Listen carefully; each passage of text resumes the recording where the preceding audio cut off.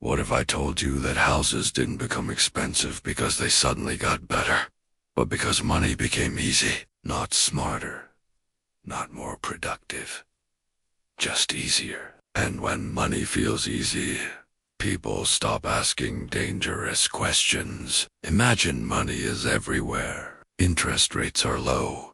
Credit is cheap. Banks are happy to lend. You don't need to be rich. You don't need to be smart. You just need approval. That's what people call easy money. And easy money changes behavior before it changes prices. Now imagine houses. Houses feel safe.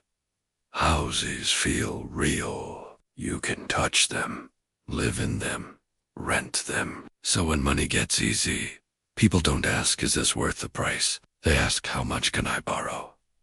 At first, prices go up for reasonable reasons. More buyers, low rates, more demand. But then something changes. People stop buying houses to live in them and start buying houses to sell them. Price becomes the product, not the house. Friends start talking. I bought last year. My house is already worth more. I should have bought earlier. Suddenly, not owning feels like falling behind. People aren't chasing homes.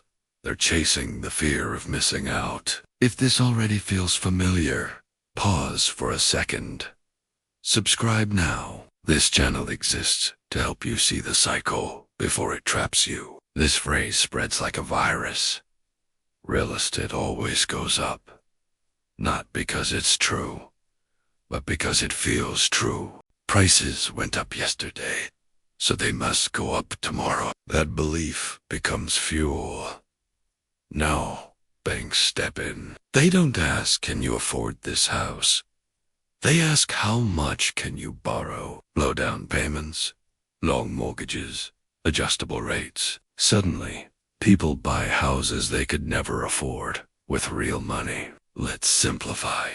Leverage. If you buy a house with your own money and prices go up 10%, you gain 10%. But if you buy with borrowed money, a small increase feels huge and a small drop feels fatal. Leverage magnifies everything.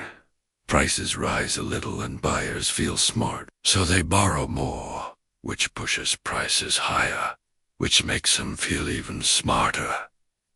This loop feeds itself. Easy money is the air pump. Real estate is the balloon. Eventually, houses cost more than the income supporting them. Rent no longer makes sense.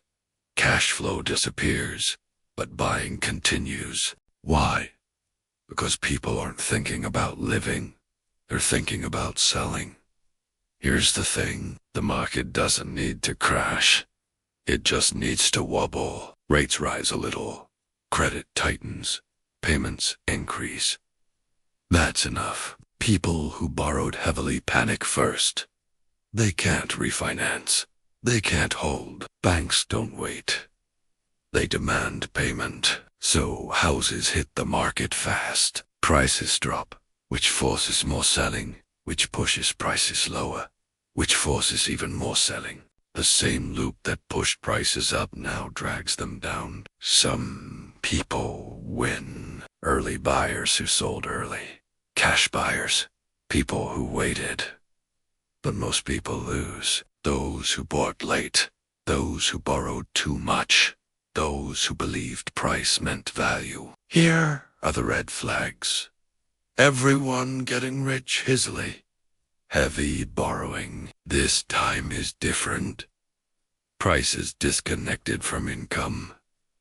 Confidence replacing caution. When money feels easy, bubbles feel invisible. Bubbles don't start with bad assets. They start with cheap money.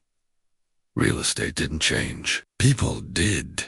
Bubbles don't pop because people are stupid. They pop because people repeat the same behavior. If you want to understand money without the noise, subscribe. This channel exists to help you see the next cycle before it happens.